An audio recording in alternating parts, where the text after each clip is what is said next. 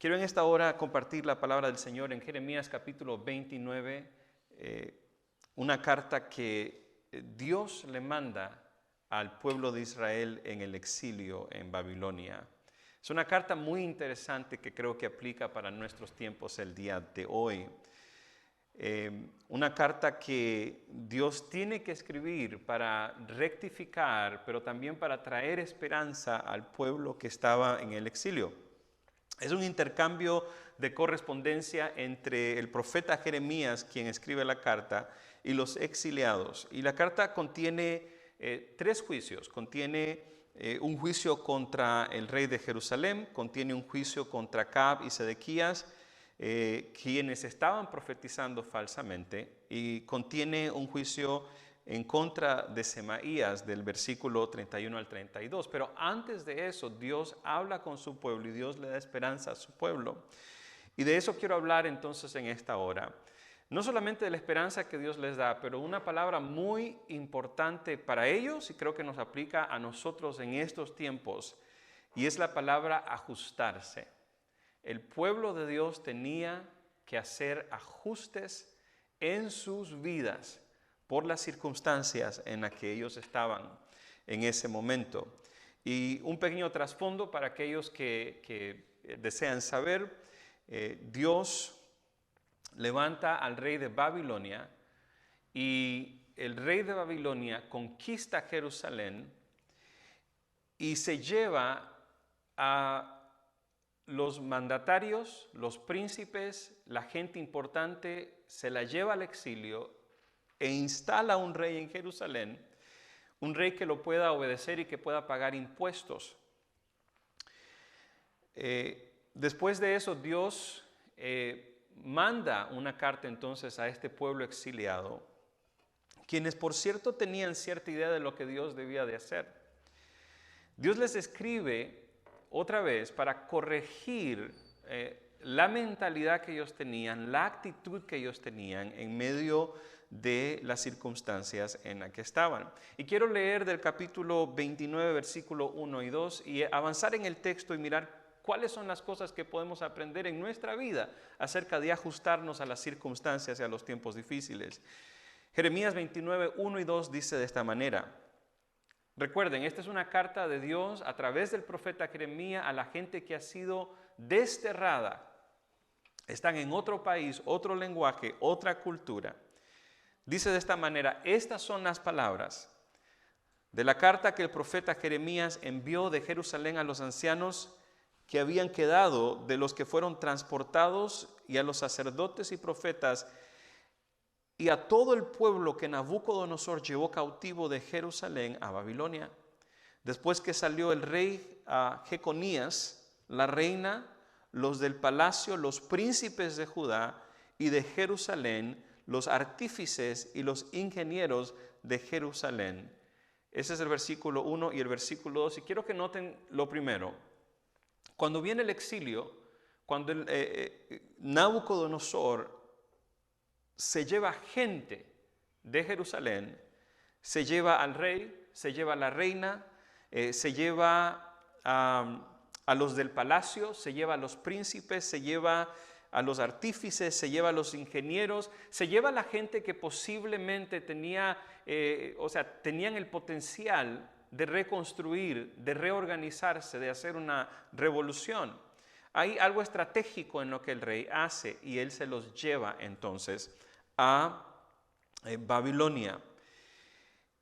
Y lo que esto nos enseña a nosotros, porque estamos hablando de ajustarnos a los tiempos en los que vivimos, lo que esto nos enseña a nosotros es que no vivamos como realeza cuando estamos en exilio. Hay gente que en estos tiempos, a pesar de la escasez y lo que está sucediendo, anhela que las cosas sean como eran antes. Anhelan tener las posibilidades que antes tenían, la libertad que antes tenían. Pero la realidad es que lo que está sucediendo ha cambiado el mundo. Y Dios nos llama a nosotros, su pueblo, a hacer ajustes, a ajustarnos. Y el primer ajuste es el siguiente, es un ajuste de actitud, un ajuste de mentalidad. Y es el siguiente, no vivamos como realeza cuando estamos en el exilio, ya no es lo mismo. Esto requiere hacer ajuste de mente y hacer ajuste de corazón. Ellos mismos, eventualmente, el pueblo de Israel sería el agente de restauración, pero no en este momento. En este momento Dios estaba haciendo una obra diferente. Y la realidad, hermanos, es que Dios hace una obra diferente a la que nosotros nos imaginamos. Dios tiene maneras de llamarnos la atención y llamar nuestro corazón hacia Él. El pueblo se juntaba por los ríos de Babilonia a llorar por Jerusalén. El pueblo se juntaba en el desierto cuando salió de Egipto a llorar por Egipto. El pueblo de Israel en el desierto nunca pudo ajustarse a la nueva realidad de libertad. El pueblo exiliado a Babilonia tenía dificultades ajustándose a su nueva realidad y Dios tiene que decirles en la carta, dejen de estar pensando como realeza cuando viven en el exilio. Y ese es un ajuste muy importante. Segundo, versículo 4. Versículo 4 dice de esta manera, Dios hablándole a su pueblo, así ha dicho Jehová de los ejércitos, Dios de Israel, a todos los de la cautividad que hice transportar de Jerusalén a Babilonia. Y quiero detenerme en esa frase por un momento. Miren lo que dice la palabra del Señor. Dice, a todos los que hice transportar de Jerusalén a Babilonia. Esto es muy significativo, porque aunque Dios había usado a Nabucodonosor para llevar a gente al exilio, la carta nos está diciendo que todo lo que estaba sucediendo en ese momento, todo evento que hasta ese momento había transpirado, tenía la marca de la mano de Dios. Noten eso, no es Nabucodonosor quien en su voluntad lleva al pueblo al exilio, es Dios mismo quien manda al pueblo al exilio. Y tenemos nosotros que empezar a pensar lo siguiente cuando hablamos de ajuste. No vivamos lamentando situaciones que Dios ordenó en su infinito poder, en su infinita sabiduría y su infinita gracia. Todo lo que pasa en el mundo, nosotros somos creyentes, creemos que Dios creó al mundo y creemos que Dios ordenó al mundo del caos.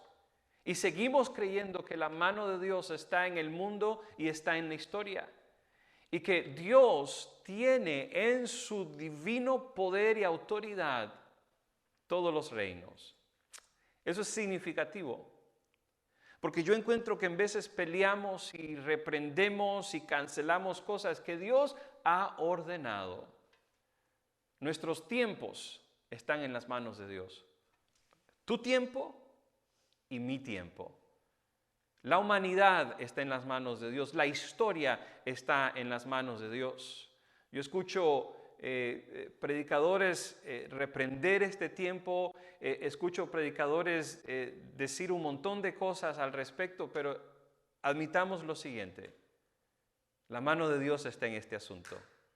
La voluntad de Dios está cumpliéndose aún en medio de esto. Y si ponemos atención y sabemos que nuestro Dios es un Dios fiel y un Dios que está en control, vamos a entender que nada pasa sin su aprobación. Esa es la realidad.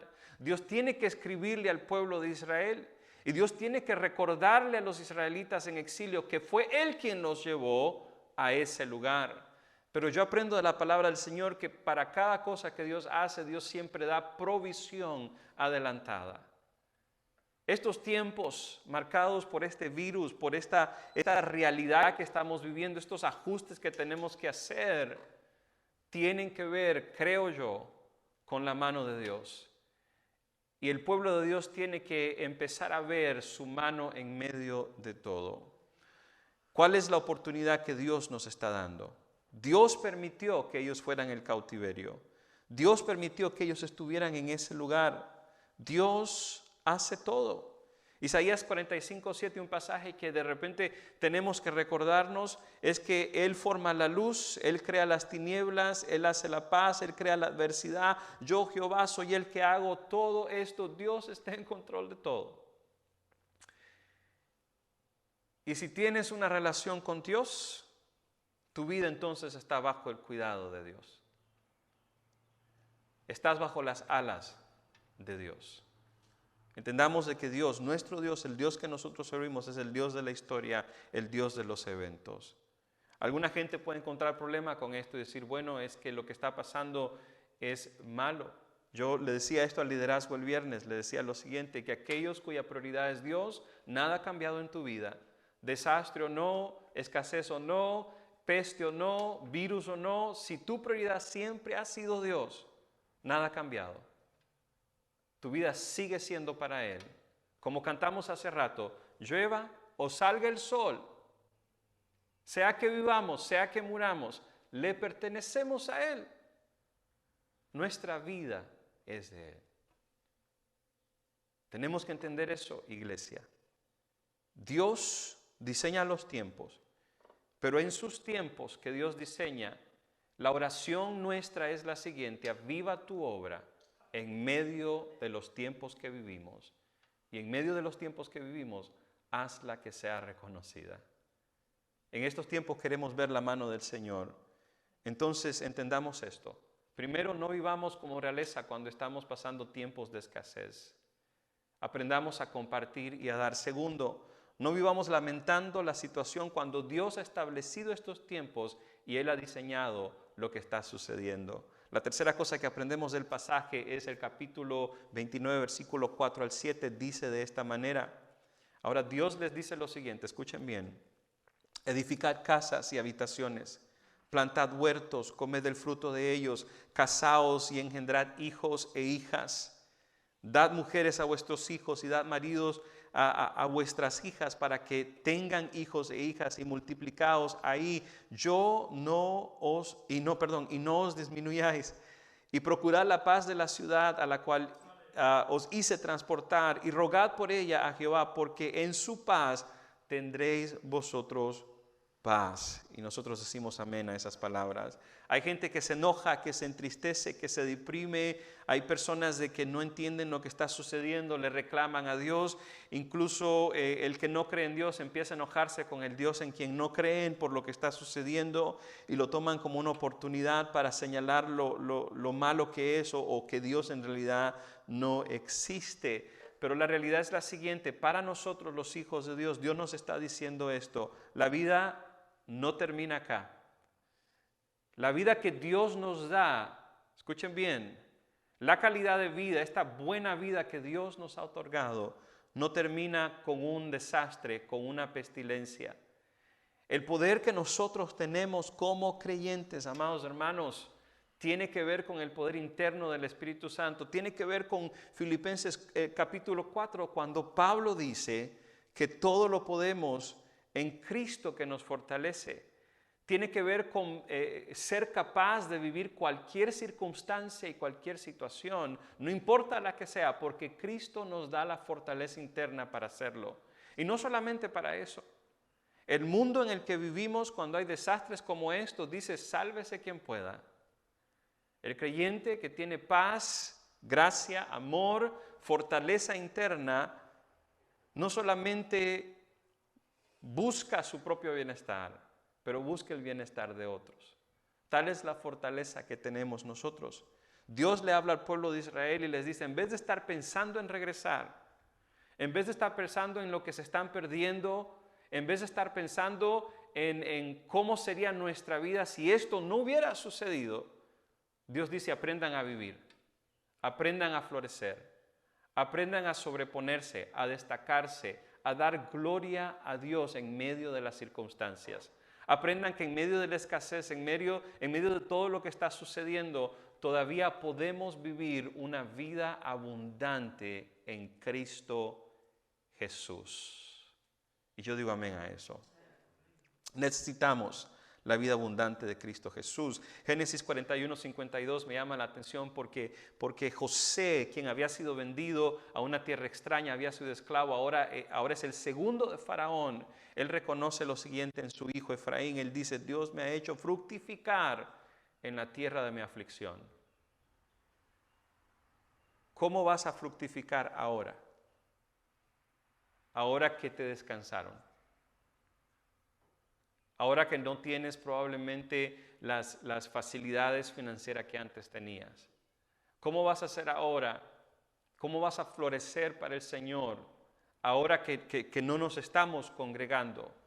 Que no puedes servir como antes lo hacías. ¿Cómo vas a hacer para florecer en tu familia en estos tiempos? Eso es lo que Dios les está diciendo a ellos. Sí, están en exilio, están en un momento difícil, pero no es momento para llorar ni lamentar, es momento para fructificar, para florecer. No vivan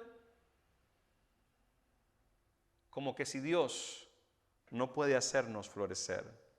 No vivan estériles cuando pueden dar fruto. La otra cosa que aprendemos del pasaje es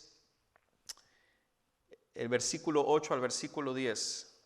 Dice lo siguiente: porque así ha dicho Jehová de los ejércitos, Dios de Israel, no os engañen vuestros profetas que están entre vosotros, ni vuestros adivinos, ni atendáis, me hacen falta mis lentes, ni atendáis a los sueños que soñáis, porque falsamente os profetizan ellos en mi nombre. No los envié, he dicho Jehová. Porque así ha dicho Jehová: cuando en Babilonia se cumplan los 70 años, yo os visitaré y despertaré sobre vosotros mi buena palabra para haceros volver a este lugar. No vivamos anhelando profecías falsas. Dios no nos diseñó, Dios no nos prometió que no íbamos a tener aflicciones. Jesús nos prometió que nos iban a perseguir, que nos iban a despreciar. Y mientras vivamos en este mundo, como dijo C.S. Lewis, vivimos en un mundo ocupado por el enemigo. Vamos a ser nosotros afectados por lo que pasa en este mundo. Esa es la realidad. Podemos escuchar un montón de profecías en este momento que nos traen la paz y salud, que en realidad no son profecías. Alguien puede decir: esto va a suceder, esto va a pasar, perdón. Sabemos que esto va a pasar en algún día. Eso es lógico. Pero iglesia, pongámonos a pensar que si esto está sucediendo en este momento y si es un diseño de Dios, debemos de aceptarlo, debemos de vivir en Él, debemos de florecer. Y aunque pase lo que pase, Dios nos ha llamado a ser sal y luz de este mundo. Pase lo que pase.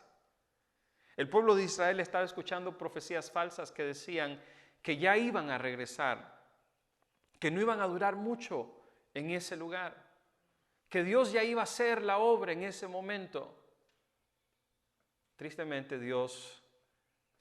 para ellos, Dios les tiene que escribir y Dios les tiene que decir: disciernan entre lo verdadero y lo falso.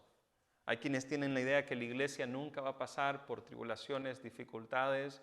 Hay quienes tienen la idea que porque somos hijos de Dios, nada nunca va a suceder. Hermanos, hermanas, es todo lo contrario. Y si esto es mala noticia, si quieren ponerlo como un mensaje negativo o algo que no está dándoles esperanza, sea lo que sea, la Biblia una y otra vez comprueba que la iglesia va a ser parte de la realidad de este mundo, experimentando el caos y el dolor que otros experimentan.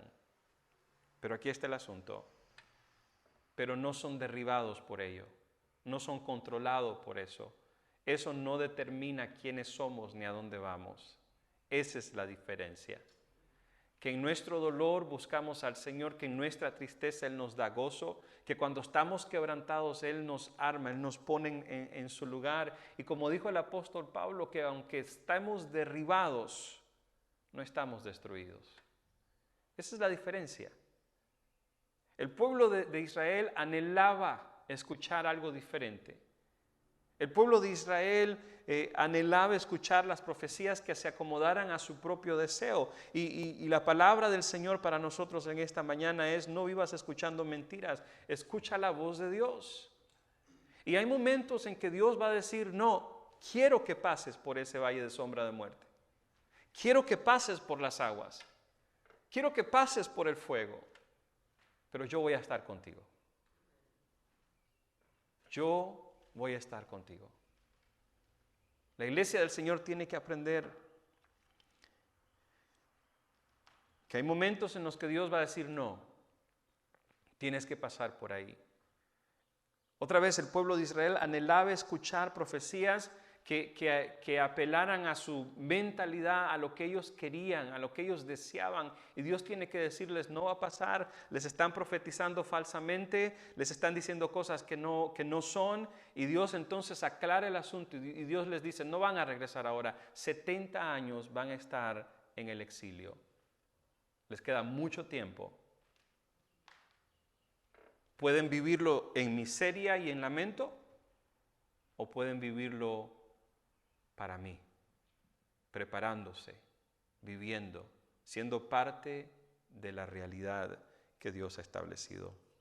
Yo digo amén a eso. Y por último, es el pasaje que todos conocemos y escuchamos y anhelamos. El versículo 11 del capítulo 29 dice de esta manera: Dios le dice: porque yo sé los planes que tengo acerca de ustedes, dice Jehová, pensamientos de paz y no de mal, para daros el fin que esperáis. Entonces me invocaréis y vendréis y oraréis a mí, y yo os oiré, y me buscaréis y me hallaréis, porque me buscaréis de todo corazón. Seré hallado por vosotros, dice Jehová, y haré volver vuestra cautividad, y os reuniré a todos de todas las naciones y de todos los lugares donde os arrojé, dice Jehová, y os haré volver al lugar donde os hice llevar, dice la palabra del Señor. Y este es el pasaje que nos gusta escuchar, pero mirémoslo de esta manera. Nosotros leemos este pasaje hoy, aquí, en este lugar. Lo leemos cuando tenemos problemas y tenemos posibilidades. Lo leemos cuando tenemos aseguranza de doctor o tenemos un trabajo. Lo leemos en el contexto en el que vivimos. Pero noten la diferencia de lo que Dios está haciendo. Dios les está diciendo: mi plan para ustedes es que se queden ahí. Y es un buen plan, les dice Dios. Mi plan para ustedes, mi pensamiento para ustedes es que vivan dentro de la realidad en la que están. No va a cambiar hasta que yo lo diga. Eso es impresionante. Porque a menudo Dios nos llama y nos desafía a nosotros a entrar en jornadas, en lugares incómodos, en los cuales quizá nunca nosotros planeamos estar, pero que Él quiere que estemos. Y al estar y al vivir y al obedecer y al creerle de que es su diseño que estemos en ese momento difícil, atravesando esa enfermedad, esa escasez, todo tiene que ver con el plan que Dios tiene, con la idea que Dios tiene acerca de nosotros. Pero aquí está lo más principal que creo yo que tenemos que captar. Algo está pasando en la iglesia. Algo está sucediendo en este momento en lo espiritual. Y yo creo que tiene que ver con corazones siendo probados. Iglesias, fe. La fe de muchos está siendo desafiada. Ya no es el trabajo de la iglesia como institución cuidar de tu fe. Ahora tú y yo tenemos que venir a Dios porque lo necesitamos, lo anhelamos y queremos. Y ese es el deseo de Dios. El plan de Dios, el plan del que Dios habla, el plan de darles bien, el plan de darles esperanza, darles el fin que ellos anhelaban, el plan de traerlos a la tierra prometida de regreso, tiene como centro no el bienestar o la comodidad del pueblo de Israel necesariamente, pero tiene que ver con gente que regresa su corazón a Dios. Gente que voltea su mirada una vez más a Dios como el Dios verdadero. Recordemos que la idolatría había llevado al pueblo de Israel al exilio. El deseo de Dios, hermano y hermana, no es solamente hacernos bien para que nosotros sigamos en nuestro mismo estilo de vida, ya sea débil o mediocre espiritualmente. El deseo de Dios de darnos el fin que nosotros anhelamos tiene que ver con voltear nuestro corazón hacia Él, con que regresemos a Él y le busquemos con todo nuestro corazón. No nos perdamos eso. La cultura en la que vivimos, incluso la cultura religiosa, nos ha hablado de anhelar aquellas cosas que nos hacen bendecidos, aquellas cosas que nos hacen prosperados, aquellas cosas que nos hacen bien a nosotros. Sin embargo, todo el tiempo Dios lo que busca es gente que voltee su corazón hacia Él y que lo busque con todo corazón y que lo anhele con todo el corazón. Ese es el punto de Jeremías 29:11. No es un Dios que simplemente quiere darte el bien para que estés bien. Es el Dios que te muestra su bondad para que regreses a Él. Y de repente estás ahí y esto te está costando, esta situación te está afectando. A lo mejor tienes miedo, tienes temor. A lo mejor estás más agarrado a Dios que nunca. Sea una circunstancia o la otra, quiero decirte lo siguiente.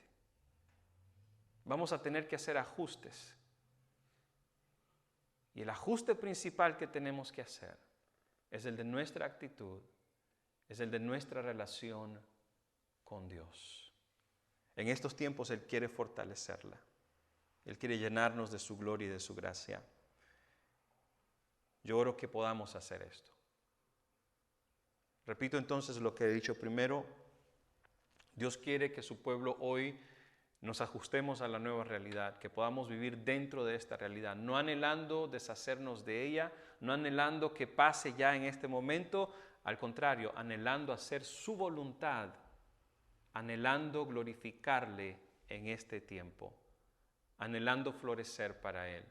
Entonces la carta de Jeremías 29 nos enseña lo siguiente: no vivamos como realeza cuando estamos en tiempos de escasez. Segundo, no vivamos lamentando cuando Dios ha diseñado este momento. La tercera cosa, no vivamos de la misma manera cuando tenemos que ajustar toda nuestra vida a la nueva realidad. Número 4, no vivamos escuchando mentiras que solo apelan a nuestro sentir y a nuestro deseo. Vivamos escuchando la voz de Dios. La voz de Dios es lo que tenemos que escuchar. Y alguien puede decir, ¿cómo sabemos cuál es la voz de Dios? Leamos su palabra, estemos tiempo con Él, guardemos silencio y escuchamos lo que Él tiene que decir. En todo lo que está pasando, Dios tiene una asignación para ti. Dios tiene un trabajo que tú tienes que hacer. En todo lo que está pasando, Dios te ha llamado a seguir cumpliendo con su voluntad. No vivamos anhelando mentiras que simplemente apelan a nuestro corazón. Vivamos anhelando las promesas y la palabra de Dios. No vivamos o actuando como que si Dios no tiene un plan porque Él está a cargo de todo. Jeremías 29:11 nos enseña eso. Aprendamos hoy a ajustarnos a su voluntad, ajustar todo lo que somos y volcar nuestro corazón hacia Él. Buscarle de todo corazón, no para simplemente escapar el momento o no simplemente para nuestro beneficio, que hoy podamos decirle: Dios, he entendido que todo lo que soy, todo lo que tengo, todo mi tiempo te pertenece. Si estás en casa en cuarentena, si has estado ahí por toda la semana, empieza a preguntarle a Dios, Dios, ¿qué quieres que haga? ¿Cómo vamos a responder nosotros a estos tiempos? Dios nos está diciendo, no vivas como que si no hay esperanza, porque yo soy el Dios de la esperanza, porque Él es el Dios de la esperanza. Quiero orar por ustedes. Quiero orar para que el Espíritu de Dios toque nuestros corazones. Quiero orar para que si hay ajustes que tienes que hacer, desde tu casa hasta lo más profundo de ti, que hoy puedas hacerlos. Si tienes que ajustar tu perspectiva, si tienes que ajustar tu relación con Dios, tu vida espiritual, quiero orar en esta hora para que nosotros podamos responder de acuerdo con lo que Dios nos está pidiendo en este momento, en medio de esta crisis.